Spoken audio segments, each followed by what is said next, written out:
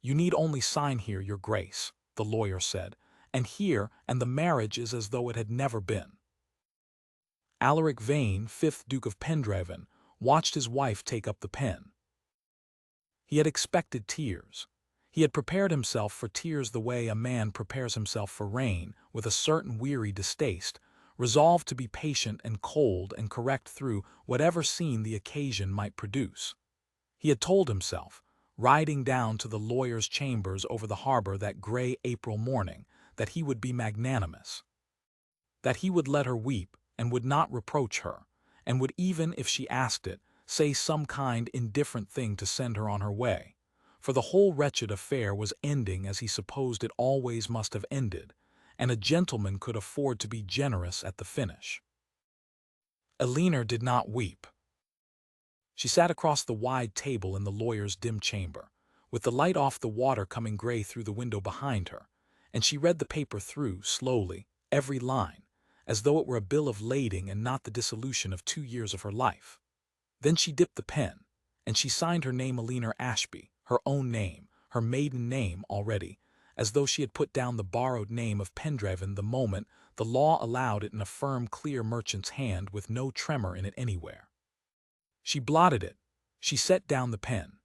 She folded her gloved hands upon the table and looked at him, and her face was perfectly composed, neither cold nor warm, only quiet, the quiet of a woman who has made her peace long since with a thing another has only this moment understood is happening.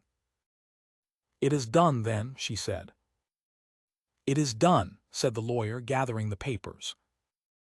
"Then I will wish you good morning, Your Grace." Eleanor rose. She was not a beautiful woman by the fashion of the age, too tall, they said in the drawing-rooms, too direct in the eye, her father's daughter to the bone, wanting the die-away softness that the great admired, and Alaric had told himself for 2 years that he had married a plain merchant's daughter for her fortune, and could hardly be blamed for finding nothing in her to love. He looked at her now, rising in her plain good traveling dress with the gray light behind her, and he saw, for one disordering instant, that he had been wrong about her face all along, that it was not plain at all but strong and clear and honest, and that he had simply never once had the courage to look at it directly, because to look at it directly was to be judged by it and found wanting. "Eleanor," he said. It came out before he had decided to say it. She paused at the door. "Your Grace." And Alaric Vane, who had rehearsed magnanimity, who had come prepared to forgive her weeping, found that he had nothing whatever to say, because the thing rising in him was not magnanimity and had no words, and was, he realized with a kind of horror, something perilously close to panic. "Nothing," he said. I wish you well." "Thank you," said Eleanor Ashby. "I wish the same to you, truly. I hope you find one day, whatever it was you were looking for, that you were so sure it was not me." And she said it without bitterness, which was the terrible thing, without one grain of bitterness, as a woman says a thing she has thought all the way through to the calm bottom of it. And then she opened the door and went out, and her light steady step went away down the wooden stair, and the street door opened and closed, and she was gone, out into the town of Salthaven and the gray April morning and the life she had plainly already begun to build somewhere beyond the reach of him. And Alaric sat on alone in the dim chamber with the lawyer shuffling papers, and understood slowly, coldly, completely, that his wife had just walked out of his life without a single tear. And that he wanted, more than he had ever wanted anything, to run down the stair and out into the street and beg her to come back. He did not do it, not that morning. He had 2 years of arrogance still upon him like a coat he did not know how to take off, and it held him in his chair while she walked away. And by the time the coat had loosened enough to let him move, the street was empty, and the gray water heaved under the gray sky, and a gull cried once over the harbor, and the Duke of Pendraven stood in the doorway of the lawyer's house and looked at the empty street, and felt the whole cold weight of the great house on the cliff above the town settle onto his shoulders. The house he would now go back to alone, and would rattle about in alone, and would grow old in alone, having, with his own hand and his own coldness and his own unpardonable blindness, thrown away the one person who had ever offered to share it. It had been, everyone agreed, a most suitable arrangement. That was how it had been spoken of 2 years before when the match was made. A most suitable arrangement. The Vanes of Pendraven were old, and grand, and very nearly ruined, the fortune drained by 3 generations of gaming dukes and a great cold house that ate money like the sea eats a cliff.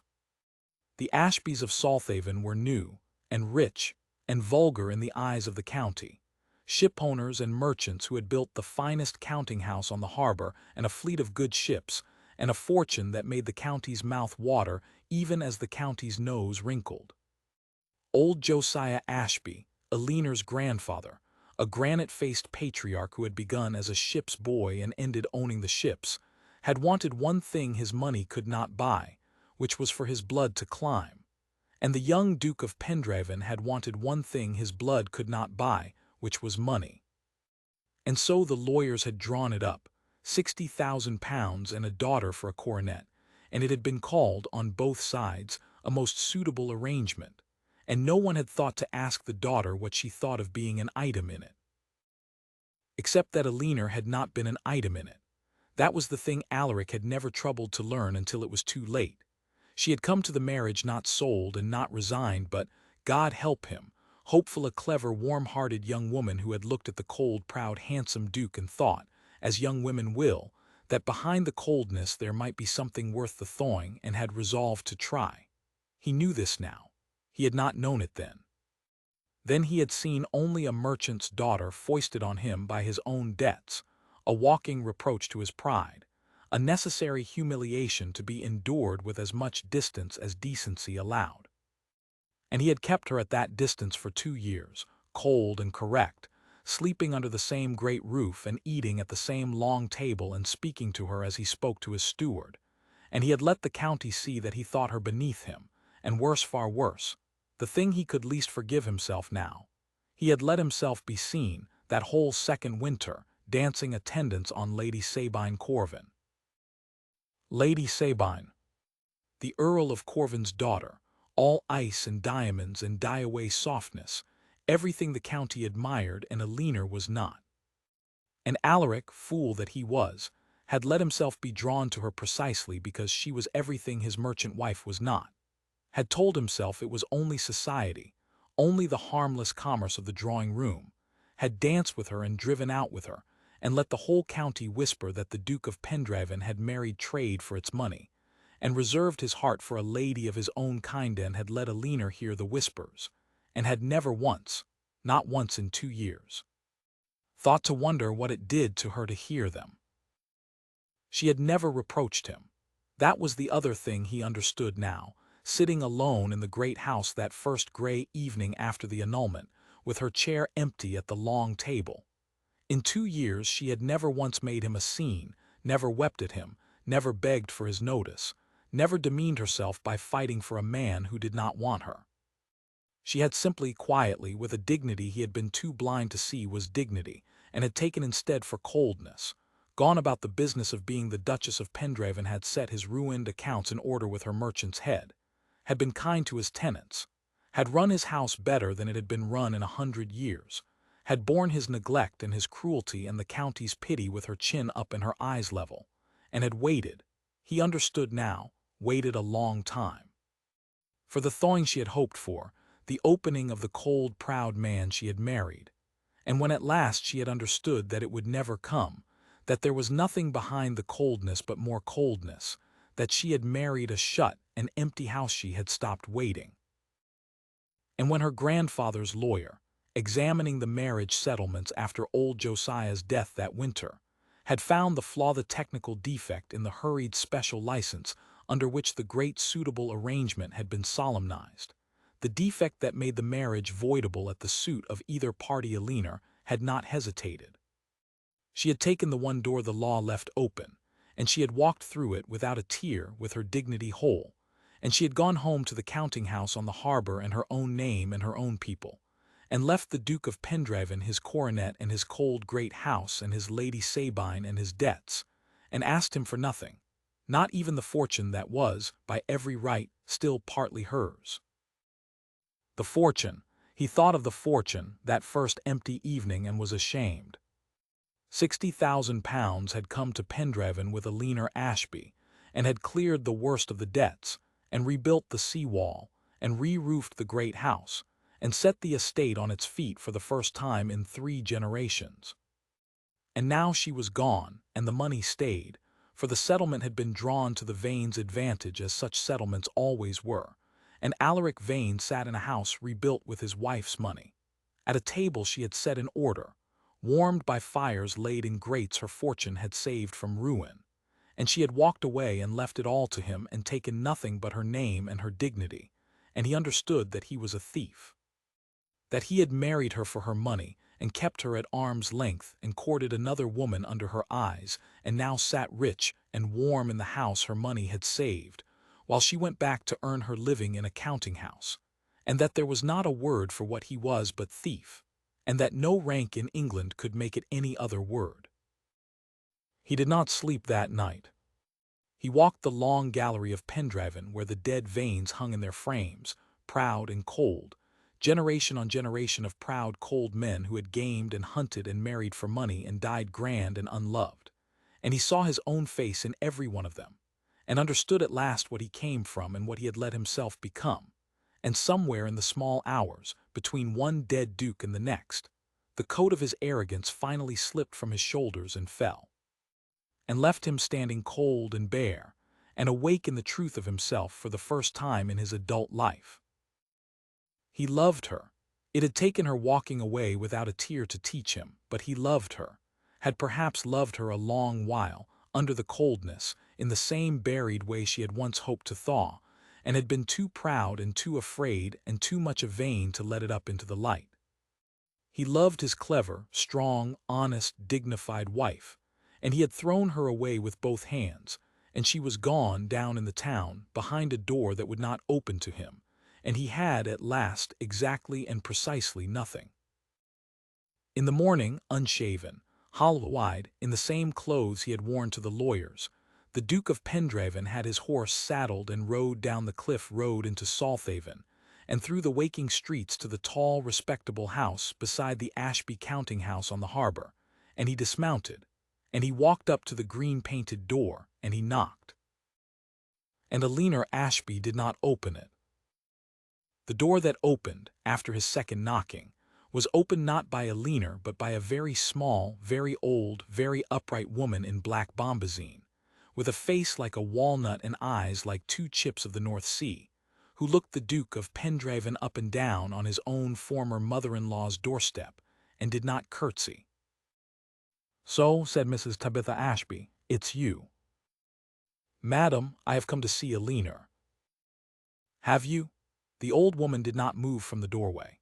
She had been born, Alaric would learn, in a fisherman's cottage, and had married Josiah Ashby when he was a mate with one leaky ship, and had kept the books of the firm that grew from it for 50 years with her own hand, and had buried a husband, 3 of her 7 children, and every illusion she had ever entertained about the great. And she filled the green doorway now, all 4 foot and 11 inches of her, as though she were the sea-wall itself. "And why would my granddaughter want to see you, your grace? She saw you yesterday in the lawyer's chamber. She's been seeing you for 2 years. I'd have thought she'd seen quite enough of you to last her." Mrs. Ashby, he stopped.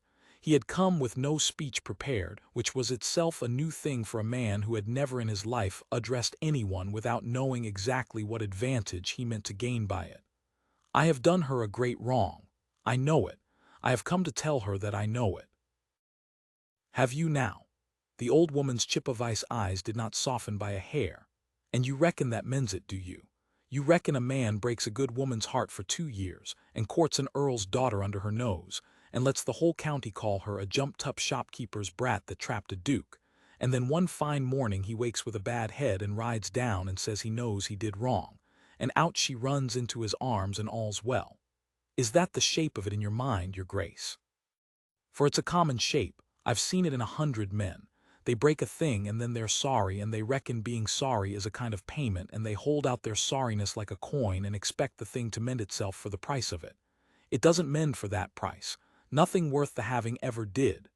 She began to close the door. "She's not at home to you. She'll not be at home to you tomorrow nor the day after. Go home, your grace. Go home to your grand cold house that her money mended, and be sorry there where it's warm. Mrs. Ashby, please.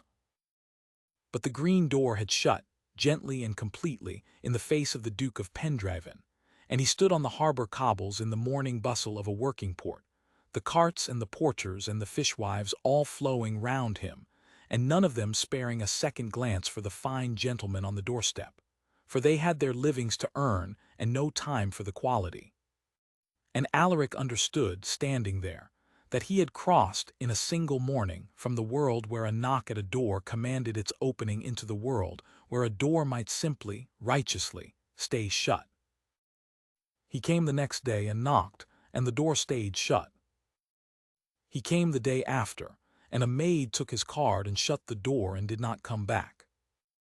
He came on the fourth day and stood on the cobbles a long time, and on the fifth, and on the sixth, and word began to go about the harbour, in the way word goes about a small town, that the Grand Duke of Pendragon came every morning to knock at the Ashby door and every morning was turned away, and the porters and the fishwives began to know his horse, and to watch, not unkindly but very steadily, with the flat judging patience of working people, to see how the thing would come out. And Alaric, who had spent his whole life above the notice of such people, found himself daily weighed on the scales of the harbour, and daily, he could feel it, found wanting and could not blame them and kept coming.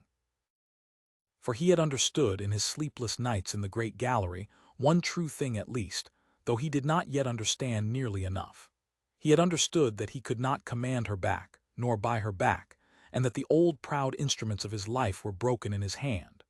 What he had not yet understood, what old Mrs. Ashby had seen in one glance on the doorstep and named to his face, was that being sorry was not payment. He came each morning to knock and to be sorry, holding out his sorriness like a coin, expecting, somewhere under his humility, that the sheer persistence of his sorrow would eventually earn its reward, would wear down the door as the tide wears down the wall. He was still, though he had knelt in spirit, a man who believed that if he wanted a thing enough and showed his wanting long enough the thing must in the end be given him. He had exchanged the arrogance of command for the arrogance of the penitent, which is subtler and no less an arrogance. And Aline, watching him from behind the shut door, for she watched him, he did not know it, she stood at the upstairs window each morning behind the curtain and watched her former husband stand on the cobbles and be turned away. With a face he could not have read, Aline saw the arrogance still in him, under the sorrow, and would not open the door to it. Because she had had 2 years of a man who believed the world owed him what he wanted, and she would not, however sorry he was, take him back until she was sure, past any doubt, that that man was truly gone and not merely, for the moment, chastened. It was on the 9th or 10th morning that he first saw the sea captain. He had come, as always, and been turned away, as always, and was standing on the cobbles gathering himself to go, when a man came out of the Ashby counting-house next door and crossed to the green door and was at once admitted, where the Duke of Pendragon was refused, and Alaric had time, before the door closed, to see him plain. A big fair-weathered man of 30 or so in a good blue sea coat, broad-handed, easy-moving, with an open sun-creased face that broke into a grin as the door opened, and a warm, deep voice that said, "Morning, Mrs. Ashby, is she in? I've brought the manifest and a pineapple from Barbados. Tell her." And then the door shut on the warmth and the grin and the pineapple from Barbados, and left Alaric standing alone and cold on the cobbles, and something turned over in him that he had never felt before in his life and did not at first recognize. And when he did recognize it he was ashamed, because it was jealousy, plain and hot and low, and he had no right to it, none. He had signed away every right to it in a lawyer's chamber with his own hand. He learned who the man was. It was not hard.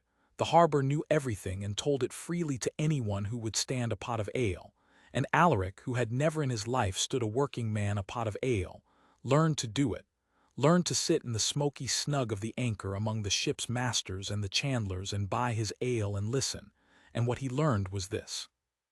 The fair man in the blue coat was Captain Daniel Hartley, master and part owner of the Ashby ship Morning Star, the best young shipmaster on the coast, honest as the day, brave as a lion, beloved of every soul on the harbor end.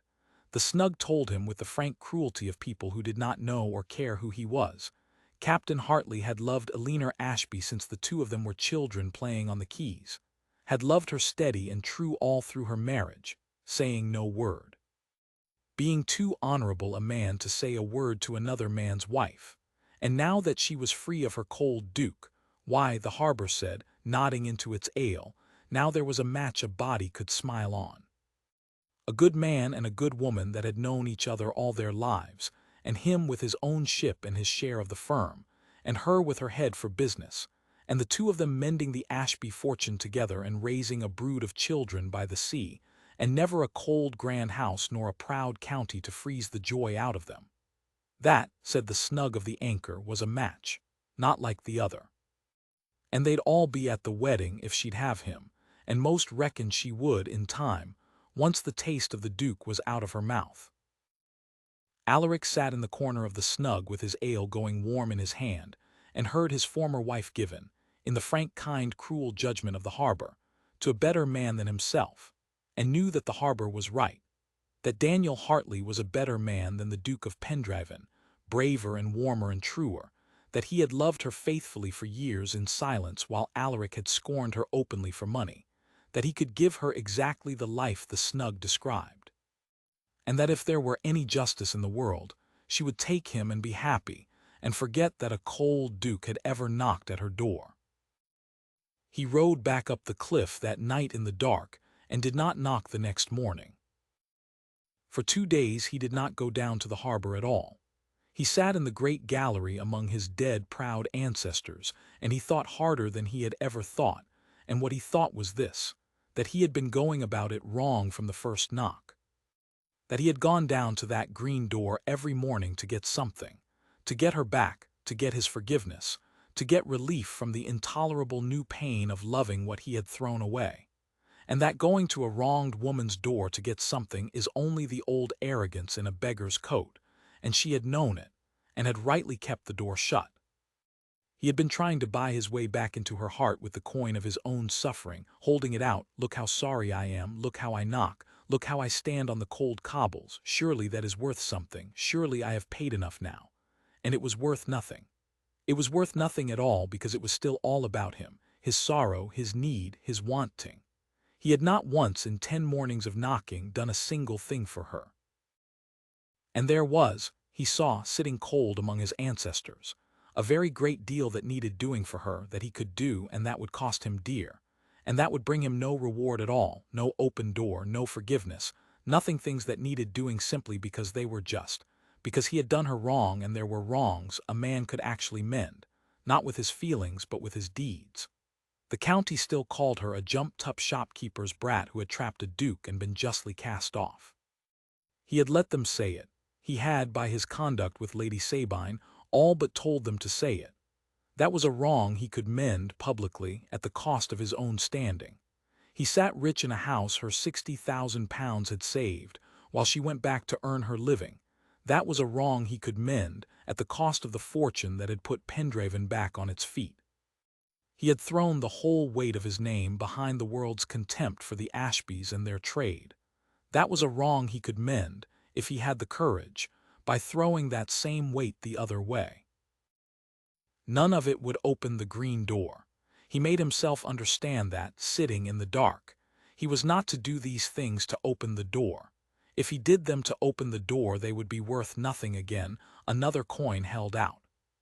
He was to do them because they were right, and to expect nothing, and to be prepared for the door to stay shut forever, and for Eleanor to marry her brave fair captain and raise her brood by the sea and never once thank the Duke of Pendraven for anything, and to do the right things anyway, all of them, at whatever cost, asking nothing, because that, and only that, was what it meant to have actually stopped being the man he had been.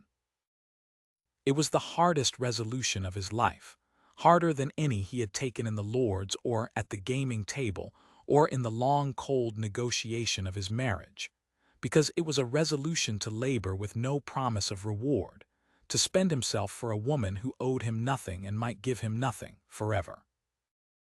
He took it, and the next morning he did not ride down to the green door to knock. He rode down to the county town, to begin, quietly and at great cost and expecting nothing, to set right in the eyes of the world the wrongs he had done to a leaner Ashby, starting with the one that would cost him the most, and gain him the least, and that no one, least of all a leaner, had asked him to do at all. Before he could set the wrongs right, Alaric had first to understand fully how many of them there were, and to whom he had taught the county to say them. And the understanding came to him in his own great house, from his own people, in the days after he stopped knocking at the green door. He began by asking his household about his wife. It was a strange thing to do, and they thought him strange for doing it. The servants of Pendraven, who had waited on the cold Duke all their lives and expected nothing of him but orders, found their master suddenly asking them gravely what the Duchess had been like, what she had done in her 2 years, whether she had been kind. And slowly, warily, they told him, and it was another education, and a bitter one. His old housekeeper, Mrs. Rennie, who had served the family 40 years, told him with tears standing in her eyes that the Duchess had been the best mistress Pendraven had known in her time, that she had learned every servant's name and every servant's trouble, that she had sat up with the second housemaid through a long sickness, and paid for the girl's mother's funeral out of her own purse, and forbidden anyone to tell his grace lest it seem she sought his notice. That she had never once in 2 years spoken a hard word below stairs, though she had cause, God knew, more cause than any of them, and they had all known it. They had all seen how she was used, and had grieved for her, and had said nothing, for it was not their place. "We loved her, your grace," the old woman said plainly, past propriety. "The whole house loved her. And the day she went, there wasn't a dry eye in the servants' hall, and there was more than one that wanted to give notice and follow her, only she'd not have it. She said we must stay and keep the house well for." The old woman stopped and could not go on, and Alaric understood the end of the sentence she could not say, that a leaner had bidden his own weeping servant stay and keep the house well for him, the man who had broken her heart, because even in her going she had thought of his comfort. And he had to leave the room. So the wrongs multiplied as he looked at them, and behind each one stood the same root, which was that he had let the whole world, his household, his tenants, his county take its cue from him, and he had given it the cue of contempt. The county had despised a leaner because the Duke of Pendraven had shown the county that he despised her. That was the plain mechanism of it. A duke sets the tone. A duke who parades a merchant wife as a necessary humiliation, and dances with an earl's daughter, teaches 500 lesser people that the merchant wife is a thing to be despised. And they had learned the lesson eagerly, because there is nothing the second rank of society enjoys so much as being invited to look down on someone. And Alaric had issued the invitation freely for 2 years, and the county had risen to it as one, and a leaner had walked through their contempt with her chin up and never once let them see it touched her, and he had watched her do it and thought her cold. Lady Sabine, of course, had learned the lesson most eagerly of all, for it was most to her advantage, and Alaric, going out again into society that spring for the first time since the annulment, found her waiting for him with the serene confidence of a woman who considers a 2 years' campaign about to be crowned. He saw it at once, at the first house he entered, in the way she came to him, in the way the room arranged itself around the two of them as around an understood thing. And he understood with a fresh coldness that the county had already, in its collective mind, married him to Lady Sabine, had been marrying him to her in gossip for a year, and that his every appearance now was read as courtship, and that if he did nothing, if he merely drifted, the county would draw him into that match by sheer weight of expectation, the way a tide draws a drifting boat, and he would wake one day betrothed to a woman he did not love and had used. And it would be counted the most natural thing in the world. He might once have let it happen. That was the shaming thought. A year ago, blind, he might have drifted into Lady Sabine's silver arms and called it the proper conclusion of a suitable life, and never known what he had thrown away, and grown old, cold and grand and admired, exactly like the dead veins in the gallery. He knew now what stood on the other side of that drifting a green door on the harbor. A strong, clear, honest face. A woman worth 10 of Lady Sabine and of himself. And he knew that to let the county tide carry him 1 inch further toward Lady Sabine was to spit, once more, on everything a leaner was, and to teach the county, all over again, that the merchant's daughter had been rightly cast off for a lady of the proper kind. He would not do it, and he understood that to not do it quietly, to merely, privately, decline Lady Sabine would not answer, would not undo the public wrong, would leave the county still believing what he had taught it. The wrong had been done in public in ballrooms before the world. It had to be unsaid in public in a ballroom before the world, however it cost him. And it would cost him everything, his whole standing. For a man does not insult an earl's daughter to her face and confess himself a fool before 3 counties without paying the whole price of it. He weighed the price, alone in his gallery among his cold ancestors, and found that he did not care for it at all, that the good opinion of every drawing-room in the county weighed nothing against the single thing he wanted, which was to have been once publicly on a leaner's side, where he should have stood from the first. And he resolved to do it at the great assembly at Marchford, where the whole county would be gathered, and to do it in such a way that it could never be mistaken, softened, or unsaid. He told no one. He did not tell a leaner. He had resolved to seek no credit, and a warning would have been a seeking of credit. He simply made ready, in his own mind, through the quiet spring days, to stand up before the assembled county and set fire to his own place in the world for the sake of a woman who would never hear it from his lips. And he found, making ready, that he was not afraid, that he was, for the first time in his life, going into a public room, entirely without the calculation that had governed his every public act since boyhood, going in not to gain but to give up, and that the freedom of it, the strange, clean freedom of a man who has stopped caring what the world thinks and cares only what is right, was the nearest thing to happiness he had felt since a leaner walked out of the lawyer's chamber without a tear. The county assembly at Marchford was the great event of the spring, and the whole neighborhood came to it. And so, that year, did Lady Sabine Corvin, cool and radiant in silver, and so did the Duke of Pendraven, who had not been expected, and who arrived late and alone and grave, and whose coming set the long room humming behind its fans. For the county had heard, of course. The county had heard all of it, the annulment, the cast-off merchant wife, the daily knocking at the harbor door, the turning away. And the county had arranged the tale to its own comfort, as counties do. The Duke of Pendraven, having married trade for its money and had the good sense to be rid of it by a lucky flaw in the license, was now free at last to make the match everyone had always known he ought to make, with Lady Sabine, an earl's daughter, one of their own, and the little vulgar business of the knocking was merely a gentleman's proper courtesy to a discarded connection, soon done with. Lady Sabine plainly believed it. She had believed it for 2 years. She came toward him across the assembly room with the confident glide of a woman who considers the prize as good as won, and she gave him her gloved hand and her cool practiced smile and said, "Lo, so the grim season of duty is behind us at last, your grace. I confess I had begun to despair of your ever being free, but all things come to those who wait." And Alaric Vane looked at the beautiful cold face that was everything the county admired, that was everything a leaner was not, that he had used, God forgive him, for 2 years as a way of telling the world that his merchant wife was beneath him. And he felt nothing for it but a kind of cold clarity and a great shame. And he understood that this here, now, before the whole assembled county, was where the mending had to begin, in the most public and the most costly way, because it was here, in rooms like this, that the wrong had been done. "Lady Sabine," he said, and he did not lower his voice, and the nearest groups fell quiet to listen, and the quiet spread. "You mistake me, and it is my fault that you do, for I have given you and all this room every reason to mistake me these 2 years, and I have come tonight to unsay it. There has been no grim season of duty. There was a marriage to a woman worth 10 of any in this room, myself first of all, and I was too great a fool and too small a man to know my good fortune, and I threw it away, and she was well rid of me. I let this county believe she had trapped me, that she was beneath me, that my heart lay elsewhere. It was a lie.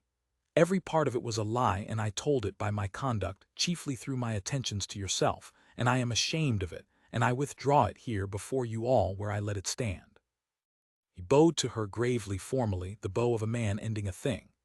"You have been used, madam, as a screen for my own cowardice, and I ask your pardon for it as sincerely as I ask it of her, though her pardon I have far less hope of and far more need. I wish you very well. But I will not have this room, nor any room, believe one moment longer that Eleanor Ashby was anything but the best thing that ever came to Pendragon, and that the fault of its ending was anything but wholly, entirely, my own." Yes. The silence in the assembly room was total. Lady Sabine had gone white, then a mottled scarlet, her fan had stopped. Somewhere a glass was set down too hard. Alaric heard, behind him, the sharp intake of 40 fashionable breaths, and knew that he had, in the space of a minute, made himself the scandal of the county, had insulted an earl's daughter to her face before the world, had confessed himself a fool and a cad and a thief, had thrown away in one speech the good opinion of every soul who mattered in 3 counties, and he found, standing in the ringing silence, that he did not care at all. That it was the first entirely honest thing he had done in a public room in his life, and that it was worth every ounce of the ruin it would cost him. Lord Corvin, Sabine's father, a heavy choleric earl, came pushing through the crowd purple with fury, and there were words, and Alaric bore them, and did not answer them, and bowed again, and took his leave of the assembly in a silence you could have cut, and rode home through the spring dark, having, deliberately and with his eyes open, set fire to his own standing in the world for the sake of a woman who would never hear of it from his lips, and might never open her door to him, whatever he did. But she heard of it, of course she heard of it. The county assembly could not hold a scandal like that past midnight. By the next noon it was all over the harbor, told and retold, and it came to the green door on the harbor by a dozen tongues at once, that the Duke of Pendragon had stood up before the whole county and unsaid every cruel thing, had insulted Lady Sabine Corvin to her face, had called his cast-off merchant wife the best thing that ever came to Pendragon, and taken the whole fault upon himself before 3 counties' worth of the great. Eleanor heard it from her grandmother, who heard it from the fishwife, who had it from her sister, who was cook at Marchford, and old Mrs. Ashby told it flat and dry, watching her granddaughter's face, and said at the end of it only, "Well, that cost him something, I'll grant. A man doesn't insult an earl's daughter to her face for nothing. Whether it cost him enough is another question, and one you'll answer, not me." And Eleanor said nothing at all, and went about her work in the counting-house, and if her color was a little high and her hand not quite so steady over the ledgers as usual, no one remarked it, for she was a woman who kept her own counsel, always had, even in the 2 cold years when the keeping of it had nearly killed her. She did not open the door. And that, though he did not know it, was exactly as it should have been, and exactly what he had resolved to expect, for a public speech, however costly, was still only a kind of grand gesture, and Eleanor Ashby had had 2 years to learn the worthlessness of a grand gesture from a proud man, and she would not be moved by one, however it cost him, until she saw it followed, day upon quiet day, by the slower, harder, truer proofs. She watched to see whether the man who had made the speech would keep on being that man when the speech was cold, or whether he would collapse back, as such men did, into the old shape once the drama was past. He did not collapse back, he went on. The next thing he did was the fortune, and he did it as he had resolved to do everything now, quietly at law, expecting nothing. He had his lawyer draw up a deed, the same dry lawyer who had drawn up the annulment, and who looked at his new instructions over his spectacles for a long moment before he wrote them, restoring to Eleanor Ashby, absolutely and without condition, the whole of her marriage settlement, £60,000, with interest reckoned honestly for the 2 years Pendragon had held and used it, the interest alone a sum that made the lawyer's pen pause. It beggared him. That was the plain truth of it. Pendragon without the Ashby money was Pendragon as it had been before the marriage, a great cold ruinous house eating money faster than the poor rents of the estate could feed it, sliding back toward the debt and decay his fathers had left him. To give back the 60,000, and the interest was to give back the very floor he stood on, to face again the creditors and the mortgages, and the slow foundering that the marriage had for 2 years held off. He did it anyway. He did it because it was hers, because he had taken it under false colors and kept it while she went back to earn her bread, and because a thief who keeps the goods is a thief still, however sorry, and he was done being a thief. He instructed that the deed be conveyed to her by her own lawyer, with no word from him attached, no plea, no expectation, nothing, only the money returned because it was hers. Aliner's lawyer brought it to the green door, and Aliner read the deed through, every line in her merchant's careful way, and then she sat a long time very still, and then she did a thing that surprised even her grandmother. She refused half of it. She took back her £60,000, which was hers and which she would not be too proud to reclaim, for she was a merchant to the bone and knew that pride which refuses what is justly owed is only vanity. But the interest, the great additional sum reckoned for the 2 years, she sent back with a single line in her own firm hand, the first words she had sent him since the lawyer's chamber. The principal was mine, and I thank you for its honest return. The interest was not mine. It was earned by the estate's use of the money in good faith on both sides, and I'll not take a farthing that is not owed me, nor be paid for the 2 years, as though a sum of money could reckon what they were worth. Keep it and mend your sea wall with it, and let us be quits in coin, whatever else we can never be quits in. Ea. Alaric read the line a dozen times, standing in the great gallery. Let us be quits in coin, whatever else we can never be quits in. It was not warm, it was not an opening. But it was 6 lines in her own hand where there had been silence, and it was just, exactly and beautifully just, the justice of a woman who would neither be robbed nor overpaid, who kept her accounts with the world as clean as her ledgers. And in the phrase, whatever else we can never be quits, and he read, or let himself hope he read, an acknowledgment that there was a debt between them that money could not touch, a debt he owed her that no deed could discharge, and that she knew it was there and had named it, and had, in naming it, left it standing between them, neither forgiven nor foreclosed. He kept the interest, because she had told him to, and because he had learned that to press a gift on a proud, honest woman who has refused it is only another way of overbearing her. And he mended the sea-wall with it, as she had said, and thought of her every day that the masons worked on it. The county cut him. That was the price of the assembly, and it came due at once and in full. The invitation stopped. Lord Corvin let it be known that the Duke of Pendraven was not a man he received, and where Corvin led the county followed, and Alaric found himself, within a fortnight, dropped from the great world of the neighborhood as thoroughly as ever a jumped-up merchant's daughter had been dropped indeed, for the very sin of having defended one. And he discovered, living through it, exactly what Aliner had lived through for 2 years. The turned shoulder, the ended conversation, the cool nod that used to be a bow, the sudden discovery that a man is talked about rather than talked to.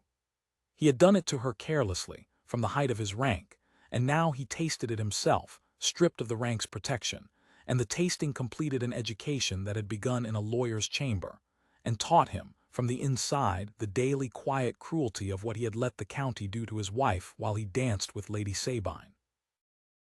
He bore it. He found, rather to his surprise, that he could bear it easily, that the good opinion of the county, which he had valued all his life above every real thing, weighed nothing at all against the loss of one woman's regard. And that a man who has stopped caring what the drawing-rooms think of him is, for the first time, free to do the right thing regardless, which he now set about doing, all up and down the estate and the harbor, in 100 quiet, costly ways, expecting nothing, knocking no more at the green door but making himself, day by day, slowly, at his own steady cost, into the man he ought to have been from the first. And Aliner Ashby, watching from behind her curtain and her ledgers and her grandmother's dry reports, saw it and weighed it, and did not yet open the door, but no longer now quite watched to see him fail. The mending of a man is not done in a single grand speech, and Alaric came to understand, in the weeks after the assembly at Marchford, that the true work lay not in the great public gestures but in the small, unwitnessed ones, done day upon day where no one but the doing of them could see. and he set himself to those, on the estate, among the people his fathers, and he had used and overlooked for 400 years. He began to ride the estate himself, alone without his steward the way he had watched, though he did not know it. Elinor learned to do things by going and looking with his own eyes. And what he saw shamed him afresh at every turn, for the estate that the Ashby money had rescued from ruin 2 years before had been rescued only in its stones and its rentrolls, never in its people. The great house was re-roofed and the seawall mended, but the cottages of the poor still leaked, and the rents were still gathered to the last farthing by a steward who knew no other way, and the old and the sick among the tenants were still left to the parish, as they had always been, while the Duke danced in London. Elinor had begun in her 2 years to change some of this quietly, without his ever noticing. He found her hand everywhere now that he looked, a widow's rent forgiven here, a sick child's doctor paid there, a cottage roof mended out of the housekeeping. But she had been one woman against 400 years of vain indifference, and she had been able to reach only the edges of it, and then she had gone. He took up where she had left off. There was a family at the estate's poor northern edge, the Crofts, a shepherd and his brood, whom Alaric's steward had marked for eviction that spring because the man had fallen behind his rent through a winter of sickness. The notice was drawn, the family to be turned out onto the road at the quarter, and Alaric found the paper on the steward's desk and read it and asked, coldly, why he had not been told, and the steward said, honestly bewildered, that his grace had never in 10 years wished to be troubled with such things. Alaric rode up to the northern edge himself, and found the Croft family, 6 of them, in a cottage with the rain coming through the thatch and the man gray and coughing by a fire of green wood, and he did not evict them. He forgave the arrears. He had the roof mended out of his own dwindling pocket. He sent his own physician, the one luxury he had not yet sold, and he did it without a word of it reaching any ear that could have carried it back to Elinor for his credit, because he had resolved that the credit was exactly the thing he must not seek, that a kindness done to be reported was not a kindness but a coin, and he was done with coins. But kindnesses will be reported, whatever a man intends, in a country where the poor talk to one another. And the tale of the Croft family went down the estate and along the harbor, as the tale of the mole had gone, and reached, in time, the green door and the counting-house, not sent by Alaric, arriving on its own, the way water finds its level, that the Duke of Pendraven had forgiven a shepherd's rent and mended his roof and sent his own doctor and told no one. And Elinor, hearing it from a fishwife who had it from the Croft woman's sister, said nothing, only stood a little longer than usual at the counting-house window that looked up toward the cliff and the great house, and then went back to her ledgers. For she was building too in those weeks, and Alaric watched her build from a distance, with an admiration that grew until it ached. She had come back to the harbor a cast-off duchess, and the county, which had pitied her in her marriage, was ready now to despise her in her freedom, to see her, as the drawing-room saw her, a jumped-up merchant's daughter who had reached above her station and been justly cast down, come creeping home to trade with her tail between her legs. And Elinor Ashby had met that ready contempt not with defiance, and not with shame but with work. She had walked back into the Ashby counting-house the very week of the annulment and taken up the firm's affairs with her granite grandmother, and within a month it was plain to the whole harbor that old Josiah's granddaughter had the old man's head to the last inch, that she could read a manifest and reckon a venture and drive a bargain with any man on the coast, and that the firm, which had wobbled at the old man's death, was steadier in her hands than it had been in her uncle's. She earned her place back the way she earned everything, by being undeniably good at a hard thing, and the harbor, which respected nothing so much as competence, came round to her as it was coming round to Alaric, and by midsummer there was no more talk of the cast-off duchess creeping home, but a great deal of talk of Miss Ashby's head for business, and the fishwives who had pitied her now boasted of her, and the ship's masters touched their hats to her on the quay with a respect that had no pity in it at all. Alaric, watching this, understood something that reordered his whole picture of the 2 cold years. He had thought, in his blindness, that he had married a plain, quiet woman who ran his house well and bore his neglect meekly. He saw now that he had married a woman of the first ability, a woman who could have stood beside him as an equal and a partner in everything, who had offered, in her quiet way, to do exactly that, and whom he had refused, had kept at the distance of a steward, had wasted 2 years of that clear, strong mind, and that granite competence, and that warm, buried heart, wasted, sitting silent at his table while he courted an empty beauty for the county's approval. The waste of it was almost the worst of his sins, worse in some ways than the cruelty, for cruelty at least admitted its object was a person. But to have had such a woman offered to him, and to have simply not troubled to notice what she was, that was a blindness so total it frightened him to look back on, and he understood that he had not merely wronged a leaner, he had impoverished himself, robbed his own life of the one true partnership it had been offered, and that he had done it out of nothing grander than pride, the pride that could not bear to owe its salvation to trade, and had therefore refused to love the trade that had saved it. He carried that understanding down to the harbor one gray afternoon, and did a thing he had not planned, moved by it. He went into the Ashby counting-house, not the green door of the dwelling which he no longer knocked at, but the counting-house next door on plain public business, for the estate had freight to ship, and a duke might do business with a merchant house like any other man, and he found a leaner there at the great sloping desk, pen behind her ear, sleeves turned back, deep in a column of figures, and old Mrs. Ashby in the corner in her black bombazine watching over all like a small, fierce household god.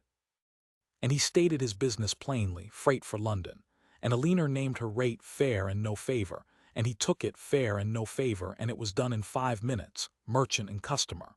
And then at the door he paused and said, not as a plea, only as a plain true thing a man may say, "You run this house better than your uncle did, Mrs. Ashby, and better than I ran mine, and it took me 2 years of having you under my roof to be too blind to see it.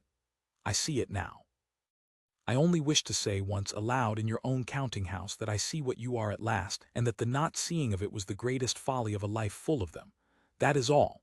I'll not say it again, nor make you answer it. Good day." And he bowed and went out, and Alina sat with her pen behind her ear and her column of figures forgotten, and old Mrs. Ashby in her corner watched her granddaughter's face for a long moment and then said, dry as a ship's biscuit, "He learns. Slow, but he learns. Your grandfather was 40 before he learned half so much, and I married him anyway. Go back to your figures, child. You've dropped a stitch in the 3rd column, look there, where the man's voice put it out of your head." And Alina found the dropped stitch and mended it, and did not answer her grandmother, and if her color was high it was, she told herself, only the closeness of the counting-house on a warm day. So the summer built, on both sides of the harbor, the mended man on his cliff, doing quiet costly good and expecting nothing, the strong woman in her counting-house, earning back her place with her granite head.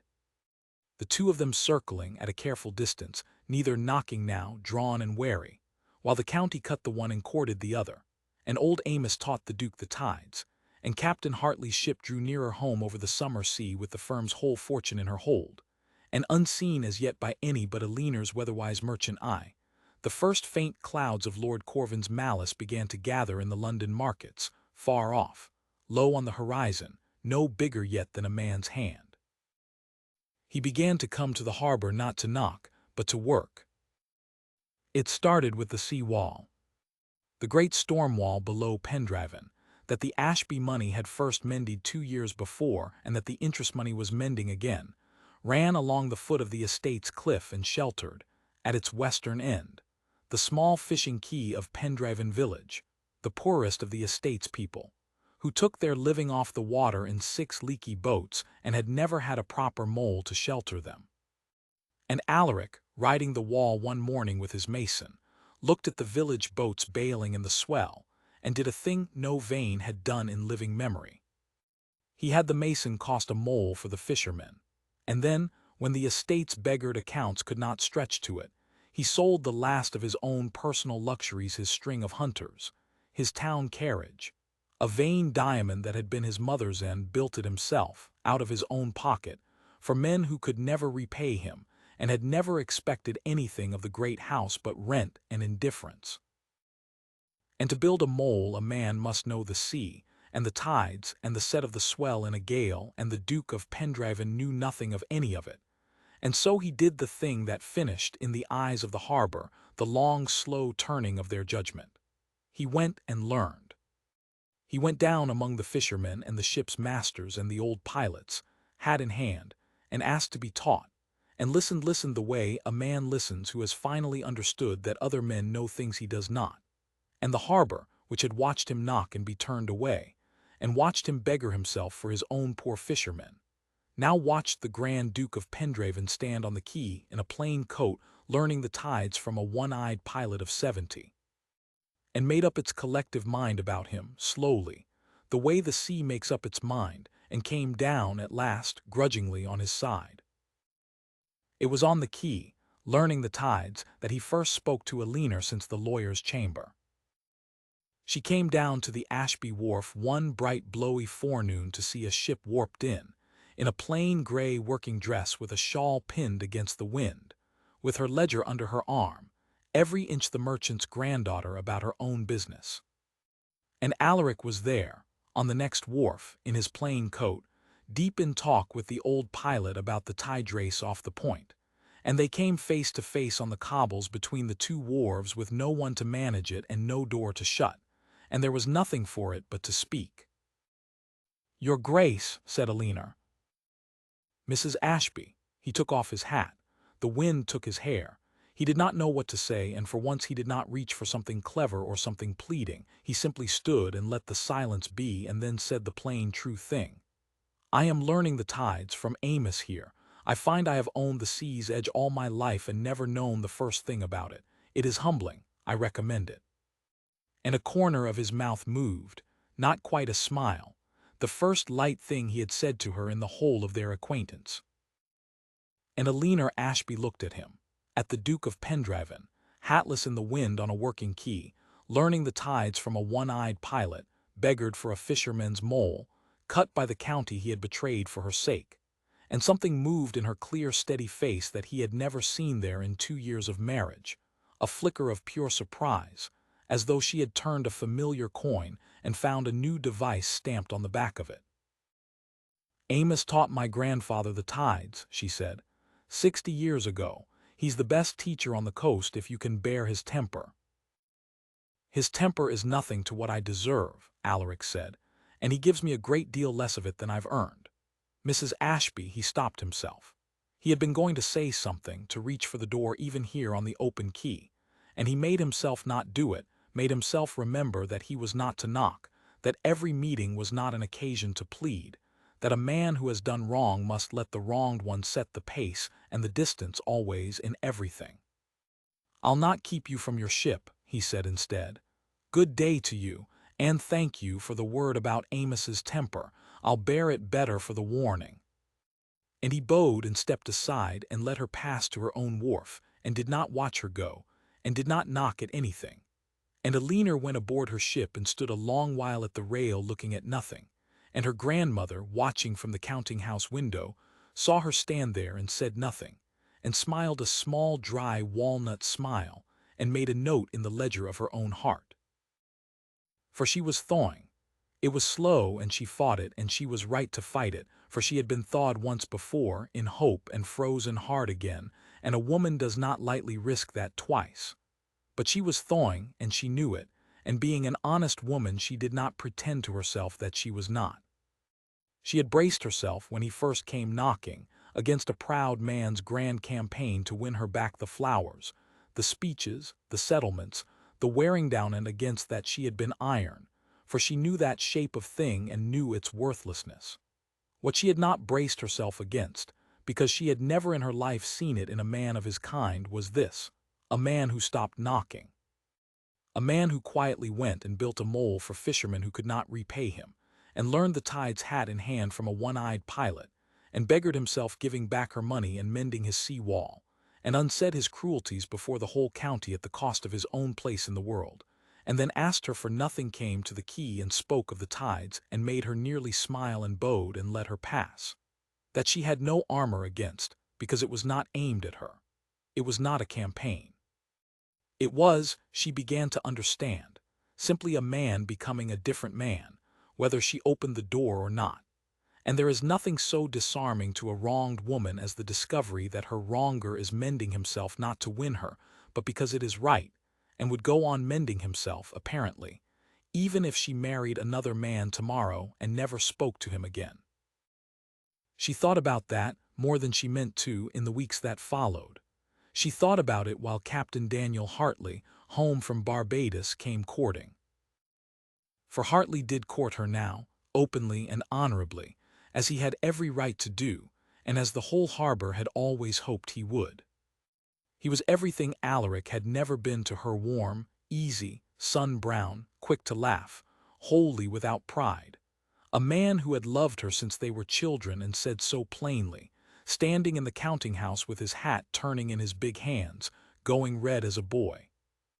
That he'd loved her since she was 10 and he was 12, and she'd baited his hook for him on the old stone jetty. That he'd held his peace all through her marriage because she was another man's wife and he was an honest man. But that she was free now, and he was not a patient enough man to hold his peace a day longer than honor required. And could she in time think of him? And it was a good man asking, and a good life he offered, and Alina was fond of him, truly fond, had been fond of him all her life.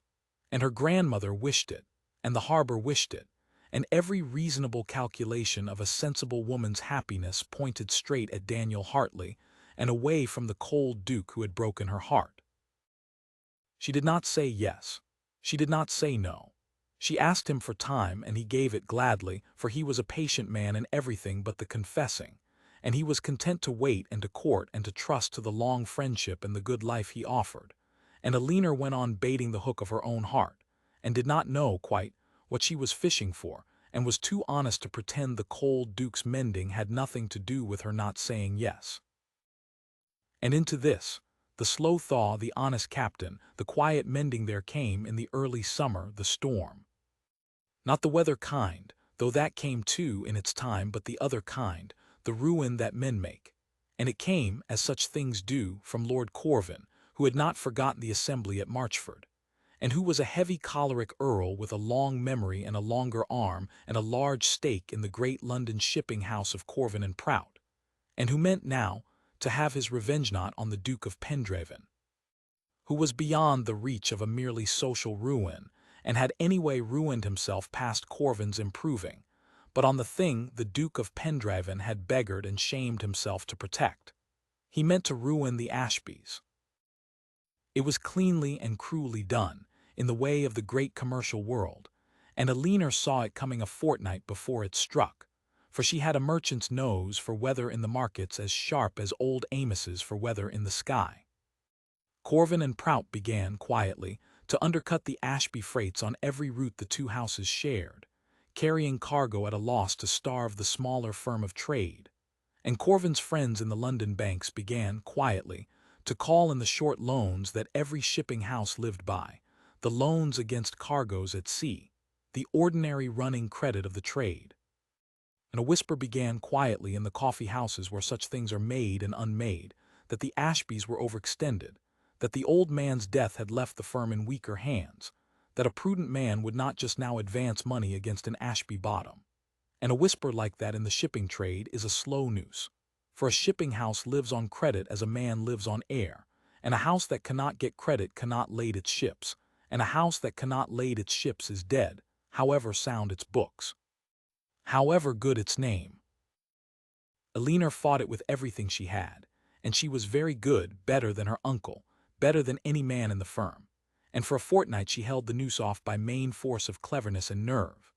But she was one clever woman against an earl's malice and a great London house and the whole slow weight of the coffee-house whisper, and she was fighting, moreover, with her firm's whole future riding home in the holds of 3 ships still weeks out on the summer sea, the Morning Star and 2 others, carrying between them a cargo worth more than everything the Ashbys owned ashore, cargo bought on the very credit Corvin was now strangling. If the ships came home safe and swift, the cargo sold, the credit cleared, and Corvin's noose fell slack and the firm was saved. If the ships were slow or lost, or if the credit was called before they made port, the firm was gone, 2 generations of Josiah Ashby's building gone, the fleet sold, the counting house shut, Eleanor and her grandmother and her uncle and every soul on the Ashby wharf turned out onto the harbor they had ruled for 50 years. And it was on the day that Eleanor first let herself understand that she might, despite everything, despite all her cleverness and all her nerve, actually lose. That the noose might actually close, that she might have escaped one cold ruin only to sail into another. That the Duke of Pendraven, who had heard the whisper too, in the snug of the anchor where he now had ears, and who understood the shipping trade far better now than he had a month before, and who had, God help him, one weapon left in the world that could cut Corvin's noose clean through, sat down alone in his beggared great house to reckon what it would cost him to use it, and found that it would cost him the very last thing he had, and resolved, without a moment's real hesitation, to spend it. The weapon he had left was his name, and the last of his substance and Pendraven itself, and he spent all three in a single morning in the coffee houses of the county town, and he did it in the open, where all the world could see, because the whole power of it lay in its being seen. The whisper that was strangling the Ashbys was a whisper about credit, that no prudent man would lend against an Ashby bottom. Alaric understood now, having learned the trade, that a whisper can only be killed by a louder and more authoritative voice, and that there was in that county no voice more authoritative in the matter of credit than the one thing his ruined house still possessed unspent: the ancient, unencumbered, unquestionable name of the Dukes of Pendraven. A duke's word in that world was still a duke's word. And so Alaric Vane went into the chief coffee house of the county town, where the merchants and the bankers took their morning chocolate and made and unmade the fortunes of the coast, and he stood up among them, a duke among traders, cut by the county but a duke still, and he said plainly for all to hear that he had examined the affairs of Ashby and Company as closely as any man alive, that the house was sound to its foundations, better run than any house on the coast, and that he, the Duke of Pendraven, stood personally behind it, that he would guarantee, with his own name and his own estate, every loan any bank cared to advance to the Ashbys against their cargoes at sea, to the last farthing, and that any man who doubted an Ashby bottom might apply to him, Pendraven, for satisfaction. It was a staggering thing to do, and the coffee house knew it and went silent to hear it. For a guarantee is not a whisper, it is a bond, and the Duke of Pendraven had just pledged his ancient name and his beggared estate mortgaged Pendraven itself, the cliff and the great house and the very sea wall, as the whole world understood in an instant as security for the debts of a merchant house that was not his, that he had no interest in, whose mistress had cast him off. If the Ashby ships came home, it cost him nothing but the risk. If the ships were lost, the guarantee fell due, and the Duke of Pendraven would be ruined past any mending, the estate sold over his head, the last of the Vanes turned out of the house his fathers had held for 400 years ruined, wholly and finally, for the sake of the Ashbys. The coffee house did the arithmetic in the silence, and understood, and something shifted in the room, for a merchant respects nothing on earth so much as a man who backs his judgment with his own skin. And the whisper of Corvin and Prout, which had been strangling the Ashbys, met the Duke of Pendraven's bond and broke on it like a wave on the new mole. For no banker in the county would refuse to lend against a cargo that a duke had guaranteed with his whole estate, whatever Lord Corvin said in London. Within the day the credit flowed again to the Ashby wharf. Within 2 days the noose hung slack, and Corvin and Prout, that had thought to strangle a small provincial house at their leisure, found the small house shielded by a great grim name they had not reckoned on, and drew off, snarling, to nurse their spite, for they could undercut a freight but they could not undercut a duke's bond. The firm was saved provided the ships came home, everything now hung on the ships. And Alaric had done it in the open, in the most public way, at the plain risk of his whole existence, and he had done it. This was the thing, without one word to Eleanor, without seeking her out, without so much as a note. He had simply stood up in a coffee house and pledged his ruin against her firm's salvation and gone home and said nothing, because he had resolved long since that he would do the right things and expect nothing, and knock at no door and lay no claim. Which was precisely why it went so wrong. For Alina learned of it, as she learned of everything. Within the hour the coffee house could no more hold that than Marchford could hold the assembly, and Alina Ashby, when she understood what he had done, did not melt. She went white, and then she went cold, cold as she had not been since the lawyer's chamber, and she put on her shawl and walked out of the counting-house and straight up the cliff road to Pendraven, alone, on foot, the whole steep mile, and she was admitted. She who had refused him at her own door for a month, walked into his, and she found him in the great gallery among his ancestors, and she was, for the first time in the whole of their acquaintance, angry. "How dare you?" she said. He had risen at the sight of her, his heart leaping foolishly at her simply being there in his house, and the leap died at her face. "Alina! How dare you?" Her voice shook, not with weakness but with a fury he had never seen in her, the fury of a proud woman touched on the one nerve she could not bear touched. "You have mortgaged your whole estate, your house, your name, 400 years of your family, as surety for my firm, without a word, without asking. You have made yourself my guarantor before the whole county, made it known to every soul on this coast that Ashby and Company stands only by the grace of the Duke of Pendraven's bond, that we could not save ourselves, that a woman ran the firm into a corner it took a duke to buy her out of. Do you know what you have done? You have taken the one thing I had, the one thing you left me when you cast me off, the one thing that was wholly, cleanly mine, my independence, my own two hands, my ability to stand on my own ground and owe no man anything, least of all you, and you have taken it away with a grand gesture in a coffee-house, and made me, before the whole world, a woman who was rescued by the Duke who ruined her. That is what your generosity has done. You have not saved my firm. You have bought it. You have bought me. Whatever comes now, if we come through this, we come through it as your pensioners, your debtors, your creatures. And everyone on this coast will know it. And every time they look at me they will think, there goes the merchant's brat the Duke of Pendraven could not be rid of, that came crawling for his money in the end after all her fine dignity." "Alina, stop!" He said it quietly but with something in it that stopped her, a plain grief that was not defensive. "You are right in every particular but one, and the one is the only one that matters, so hear me. And then, if you still wish it, I will go this hour to the coffee-house and withdraw the whole bond and let the thing fall as it falls, though it ruins you, because your leave to keep your own ground is worth more than your firm and more than my estate and more than anything I have. Hear me first. I did not do it to buy you. I know you will not believe me, and I do not ask you to, I only ask you to hear it. I did not do it for gratitude, nor for the door to open, nor for any return.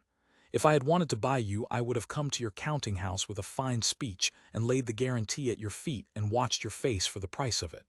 I did not come to you at all. I did it in a coffee-house and went home and meant you never to hear my name in it if I could help it. I did it because Corvin was strangling a good house out of spite at me, Alina. It is my sin the house was punished for. He struck at the Ashbys because I shamed his daughter for your sake, and I could not stand by and watch a wrong done in my own name to people who had done no wrong, when I had in my hand the one thing that could stop it. I would have done it for any honest house Corvin strangled to spite me. That it was yours, his voice caught. That it was yours only made it harder, not easier, because I knew exactly what you would feel, exactly this, that I had bought your independence out from under you. And I did it anyway, and let you be angry because I judged, rightly or wrongly, and you may tell me wrongly, that your firm and your grandmother's 50 years and every soul on your wharf were worth more than your anger at me, and worth more, God knows, than my estate.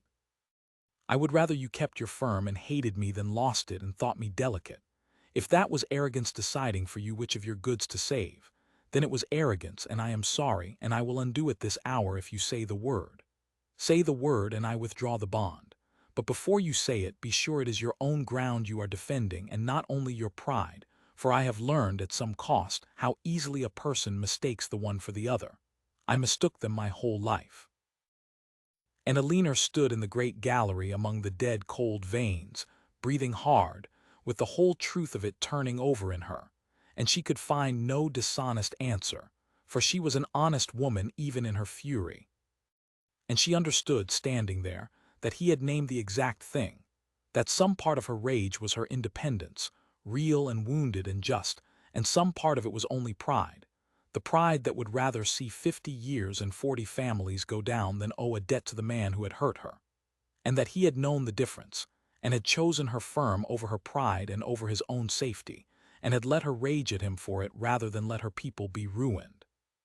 And that this was either the deepest arrogance or the deepest love, and that she could no longer, being honest, be perfectly sure which, because they had begun in him to look the same, the way they had never looked the same in the cold, proud duke she had married. "I do not know," she said at last, very low, and it was the most honest thing she had ever said to him, "whether to bless you or to never forgive you. I do not know which, and I will not decide it in anger in your gallery with your grandfathers looking down at me, so I will go home. And you will not withdraw the bond, no, for he had moved.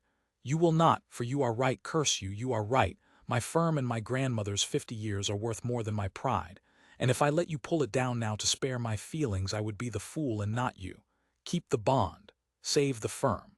And let there be between us from this day one honest thing at least, that you did it knowing I might hate you for it and did it anyway for my people's sake. I will remember that. I do not yet know what I will make of it, but I will remember it." And she gathered her shawl and went to the door of the gallery and stopped there, not turning, and said in a different voice, a smaller and more frightened voice than he had ever heard from her, "The ships are 3 weeks overdue, Alaric, the Morning Star and the other too. There is weather in the west. Old Amos does not like the sky. If they do not come, if they are lost, your bond falls due and you are ruined with us, and it will have been for nothing, and I will have that on me too, along with everything else. So pray for the ships. Whatever you pray to, pray for the ships."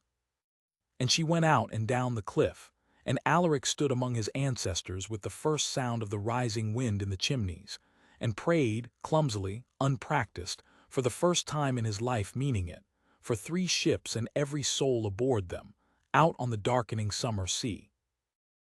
The gale did not come all at once. It came the way the great gales of that coast always came, with a day and a night of warning, and the warning days were their own long torment, and Alaric lived through them on the harbor with the town, because he could no longer make himself live through anything anywhere else. Old Amos read the sky first.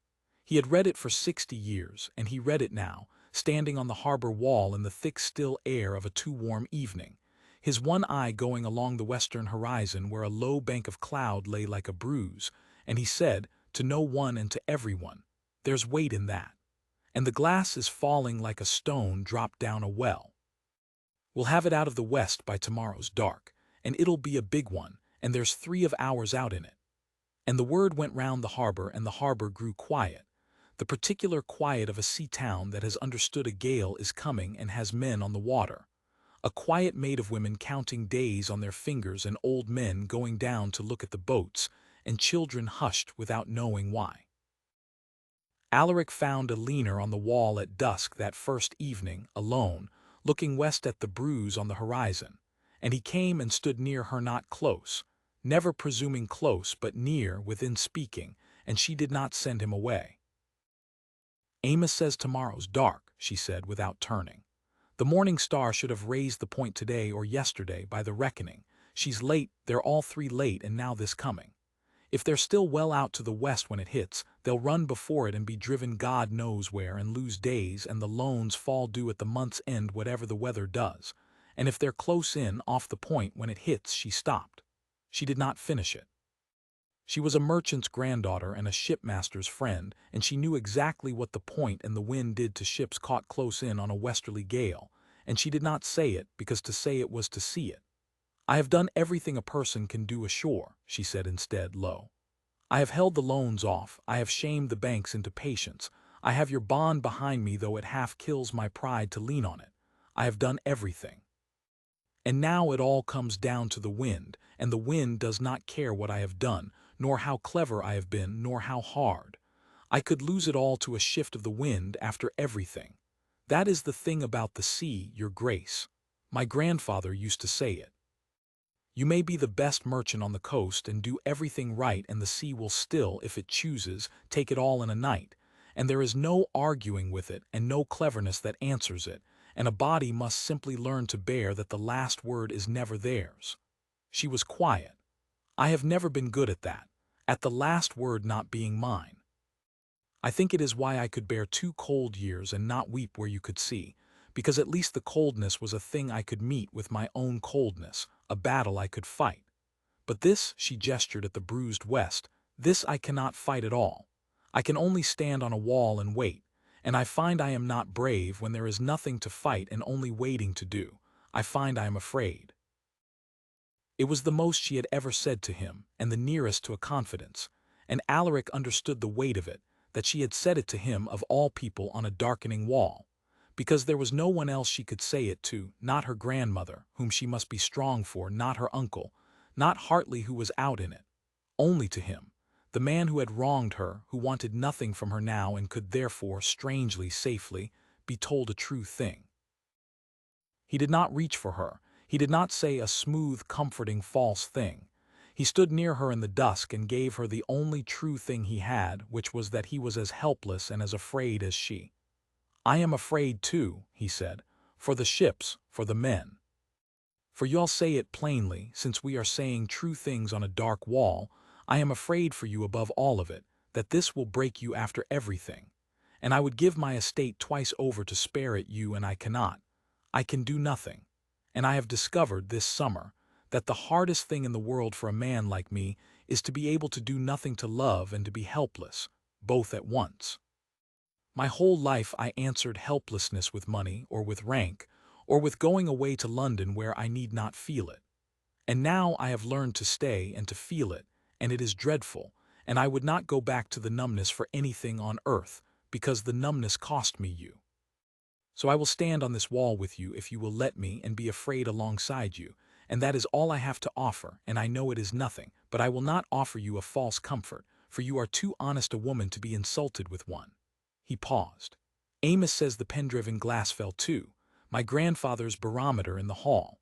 It has not read so low since the great gale of my boyhood when 3 ships were lost on the wind in a night and the whole town wore black. I remember it. I was a boy at the great house, and I watched the town wear black from a window and thought nothing of it, for they were only fisher folk and I was a duke's son. I have thought a great deal about that window this summer. I would give much to go back and be the kind of boy who ran down to the wall. But a man cannot go back and be a better boy. He can only from now be a better man and stand on the wall in his own gale and mean it." Elinor turned and looked at him then in the last of the light, a long look, and there was something in her face he had waited 2 years and a whole summer to see there, and had ceased to hope for, not forgiveness, not yet. It was too soon and the gale too near for anything so finished but recognition. The plain recognition of one honest, frightened soul for another, the look that says, "I see you, I see what you have become, and it is real." And she did not say anything, for there was nothing to say that the look had not said, and they stood on the wall together in the falling dark, a careful foot of air between them, and watched the bruise on the western horizon spread and darken and swallow the last of the light, and did not go in, either of them, for a long time. The next day the wind came, out of the west as Amos had said, rising through the forenoon from a stiff breeze to a hard blow to, by afternoon, a full gale and by dark a storm. And the town made itself fast and lit its lamps and gathered on the wall in the flying spray to watch for the ships, and the 2 days and nights that followed were the longest of Alaric's life and of Elinor's, and they spent them, most of the hours of them, side by side on the harbor wall, the Duke and the merchant's granddaughter, wrapped against the wet, watching the Black Sea, waiting for 3 ships and the men aboard them, helpless together, afraid together, saying little, needing to say little. And when the first ship came in safe at that 3rd dusk and the town cheered, they gripped each other's hands without a word once, hard, and let go. And when the second came, battered but living, they gripped hands again. And when the dark came down on the 3rd night with the morning star still not come, and the gale rising instead of falling, and old Amos putting his one eye to the wind and saying low that she'd not weather the point, Elinor's hand found Alaric's in the dark and held it, and did not let go, and they stood so, hand in hand on the wall in the storm, waiting for the flare that would tell them the last ship was dying half a mile from home. And when, near midnight, out in the black, the blue light burned and was gone, and the groan went up from the whole wall, it was Alaric's hand that Elinor was gripping, and it was into Alaric's face that she turned, white and stricken. And it was Alaric who was already, even as she turned, letting go of her hand and moving, running for the cliff path and the village quay, and the one boat on that whole coast that might, behind the mole he had built, be launched into the teeth of the gale toward the wind. The gale came up out of the west that night and blew for 2 days, and on the third night the ships came home into the teeth of it, and one of them very nearly did not come home at all. Alaric had not slept. No one on the harbor had slept. The whole town was awake and afraid, for 3 ships were out in it, and half the families of Salthaven had a man aboard one or another, and the other half had their bread riding in the holds. And the Duke of Pendraven, who 2 months before would have slept sound in his great house a mile above such common terrors, was down on the harbor wall in the wind and the flying spray with the fishermen and the ship's masters, because he had learned at last that a man's place in a bad hour is with the people whose hour it is, and because his own ruin as well as theirs was out there on the black water, and because a leaner was there, a dark shape at the rail of the Ashby wharf with her shawl whipping, watching the sea. And where a leaner was, Alaric found, was now simply where he had to be, whether she willed it or not. The first ship came in at dusk on the 3rd day, running before it under a rag of sail, and made the harbor mouth on a roaring following sea, and was warped and safe amid a cheer that the wind tore away, and half the town's terror lifted. And an hour later the second came, battered, her bulwarks stove and her boats gone, but afloat and her people living, and warped in, and more of the terror lifted. But the third was the Morning Star, Hartley's ship, the deepest laden and the farthest out, and the Morning Star did not come, and the dark came down, and the gale rose instead of falling. And old Amos on the wall put his one eye to the wind and said, Lo, so that only Alaric heard him, she'll not weather the point, not in this. If she's off the point now she'll be set down on the wind, God help 'em. And he pointed his old arm out into the black where, half a mile east of the harbor mouth, the wind reef stood under the sea and broke the ships that the point set down upon it, and had broken them for 100 years, within sight of the town and beyond the reach of it, for no harbor boat could live in the water over the wind in a westerly gale. And then, near midnight, they saw her. A flare out in the black, a blue light burning and gone, and then another, the Morning Star, off the point exactly as Amos had said, embayed, unable to claw off, being set down by the gale and the tide upon the wind, burning her flares to tell the town she was dying half a mile from home. The whole harbor saw it, and a groan went up from the wall, the groan of people who must stand and watch good men drown within hail and cannot lift a hand, for the old harbor lifeboat, a heavy pulling boat, could not be got out through the surf that was breaking clear across the harbor mouth, and no boat launched from the town beach could live 100 yards in that sea. No boat, that is, but one from one place, from the little fishing quay of Pendraven village, under the western cliff, behind the new stone mole. Alaric understood it in the same instant old Amos did, the two of them turning to each other on the wall. The mole he had beggared himself to build for his poor fishermen sheltered the one stretch of water on that whole coast where a boat might launch in a westerly gale, for it broke the sea and made, in its lee, a slot of quieter water that opened not into the harbor but straight out past the point straight, if a crew had the nerve and the arms, toward the wind. It had never been tried. The mole was 2 months old, but it was the one chance on that coast that the Morning Star had, and it existed at all only because a proud man, mending himself, had built a shelter for people who could never repay him. Rouse the Pendraven men, Alaric said, and he was already moving, already running for the cliff path with the fishermen pounding after him, and old Amos's cracked voice came after him down the wind. Ye have never pulled an oar in your life, your grace, and Alaric flung back over his shoulder the plain truth. Then I'll learn tonight, Amos, as I've learned everything else. Come on, and he ran down the black cliff path to the village quay he had built, and the fishermen came out of their cottages into the storm. And they got the biggest of the 6 boats down the slip in the roaring dark, and Alaric Vane, Duke of Pendraven, who 2 months before had never done a hard thing with his hands in his life, took an oar among his own fishermen and pulled out from behind his own mole into the black gale toward the wind reef, to try to save the ship that carried his ruin and Aliner's, and the man who loved her, and every soul aboard. What passed out on the water that night was told and retold on that coast for 50 years, and Alaric himself could never after give a clear account of it, for it was all black water and white water, and the boat climbing and falling, and the sea coming green over the bow, and old Kester, the headman, roaring the time of the stroke, and his own hands tearing on the loom of the oar, and the salt blinding him, and the terror. The clean, simple terror of the sea that has no rank in it, and cares nothing whether a man is a duke or a fisherman, but only whether he pulls. And he pulled. He pulled with his soft, ruined hands until they were raw meat, and he pulled past that, and the boat clawed out past the point in the slot of water the mole had made, and out into the open where the wind broke white in the dark.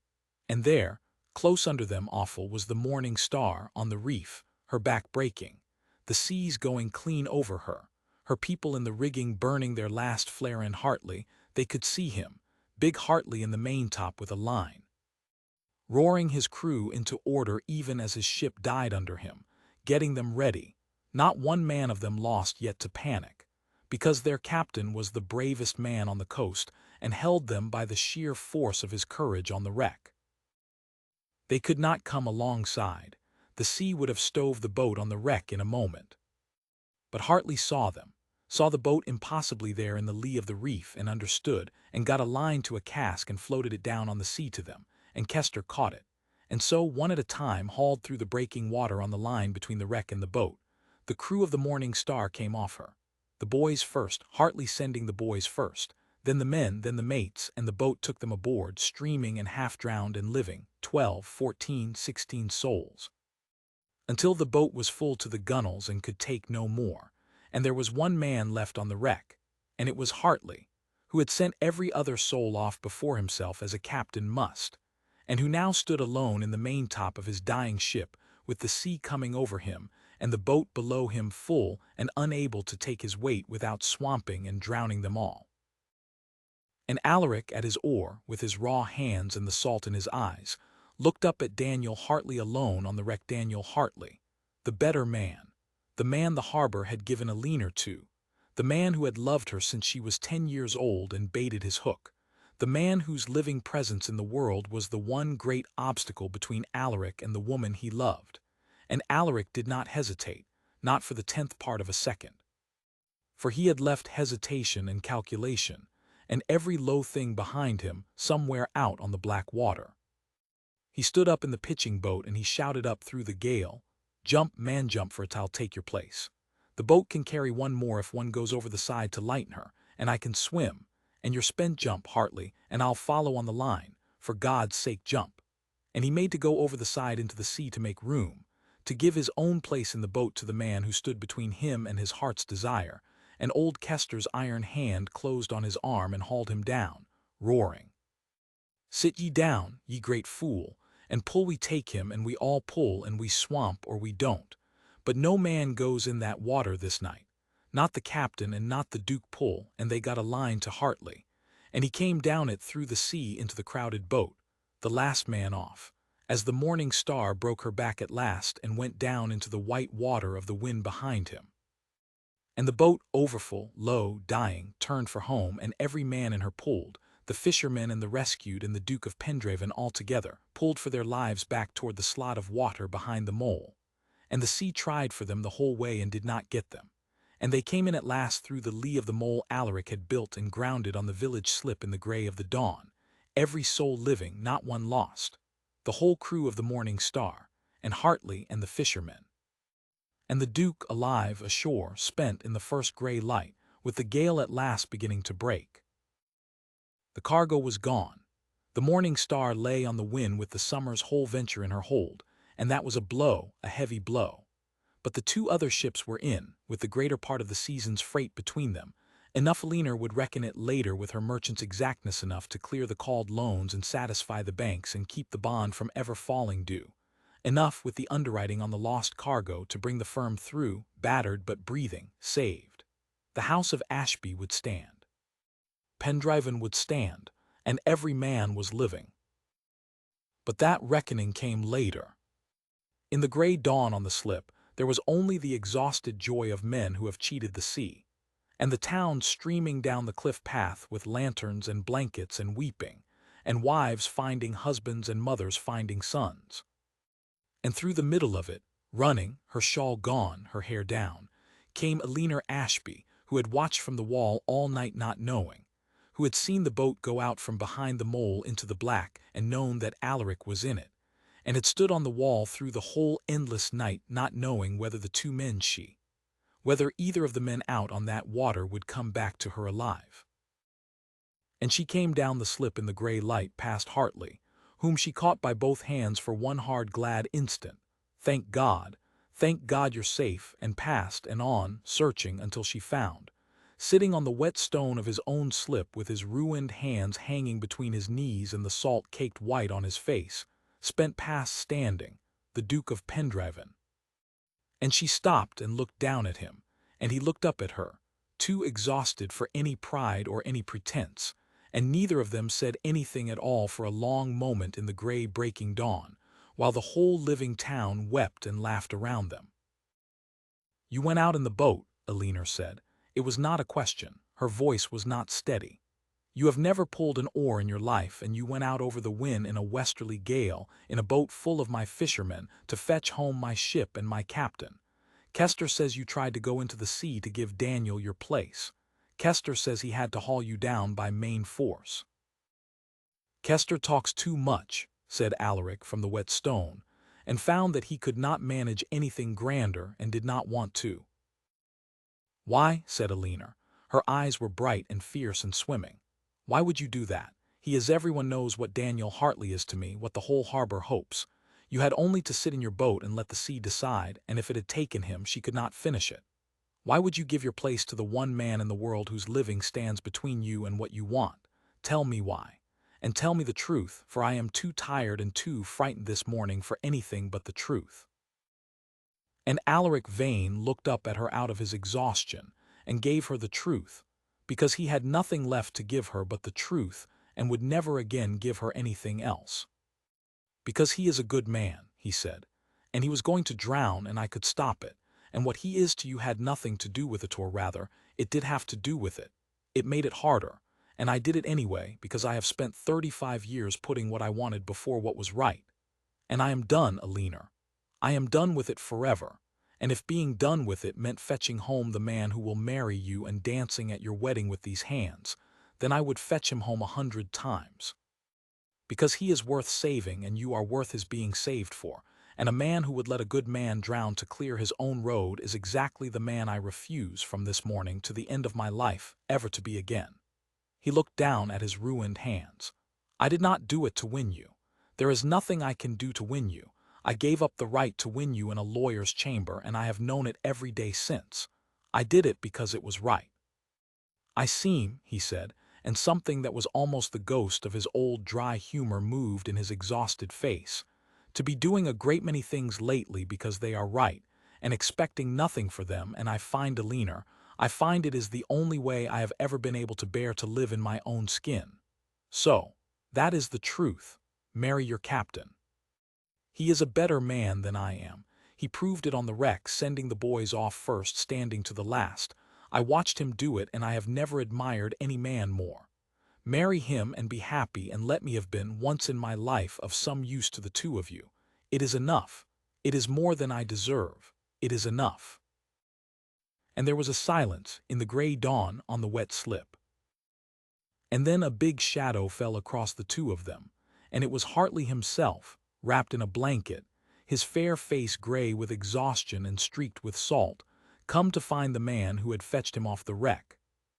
And Daniel Hartley looked down at the Duke of Pendraven sitting spent on the stone, and then he looked for a long moment at Eleanor standing over him with her heart in her wet fierce eyes.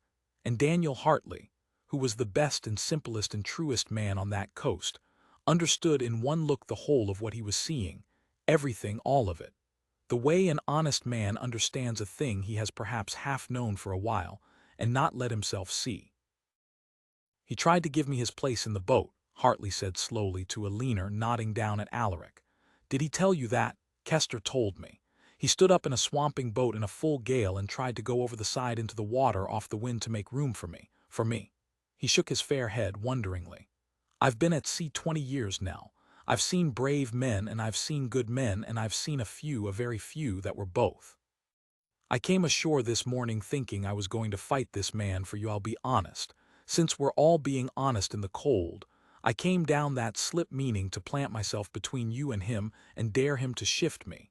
And instead I find he's the man that fetched me home and tried to drown himself to do it.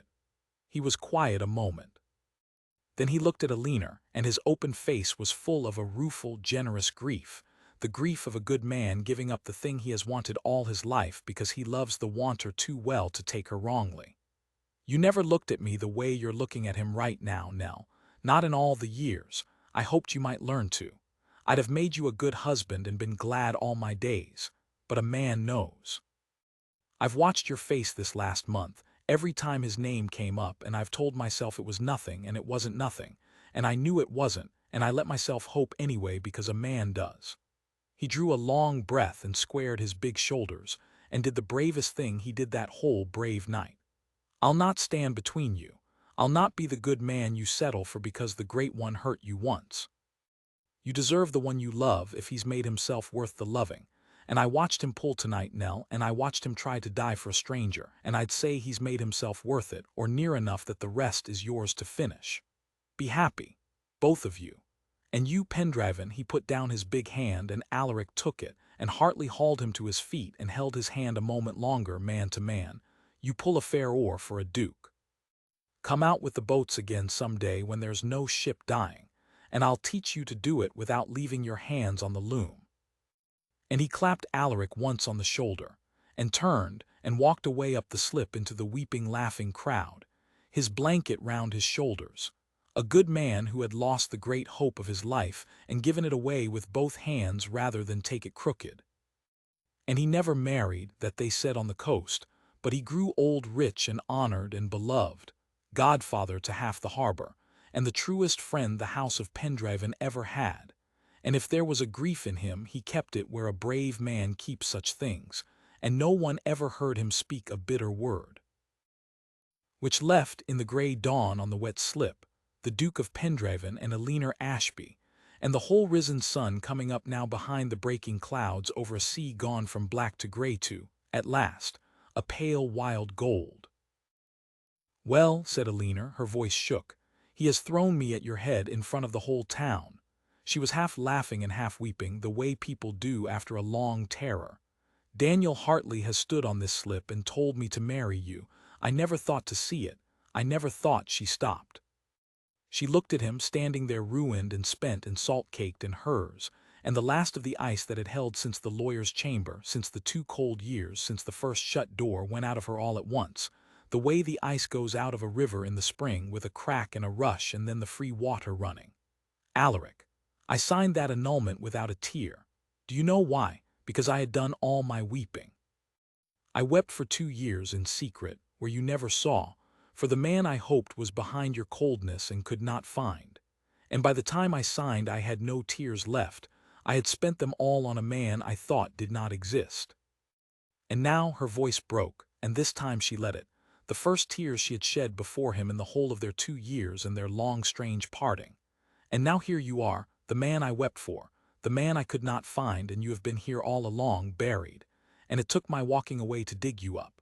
And I am so angry that it took my leaving, that you could not find him for me while I was there hoping, that we lost 2 years and I lost my tears and Daniel lost his hope. All because you could not, until I was gone, become the man you plainly were the whole time underneath. I am so angry, Alaric, and I love you, God help me. I have loved you the whole time. I loved the man I hoped for, and it turns out he was real, and I do not know whether to strike you or—" He crossed the last foot of wet stone between them and took her gently in his salt-ruined arms, and held her while she wept and railed against his chest, held her the way he had never once in 2 years of marriage held her, carefully, wholly, as a man holds the one thing he threw away and was given, past all deserving, past all sense, back. And he said into her wet hair the only thing there was to say, over and over, which was, "I know," and I am sorry, and I am here, and I am not going anywhere ever again, and you may be angry at me for 40 years, and I will still be here at the end of them, glad of you, only glad of you, to the last day of my life."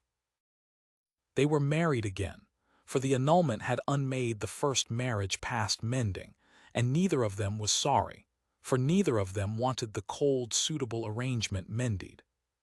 They wanted a new thing, a true thing made freely.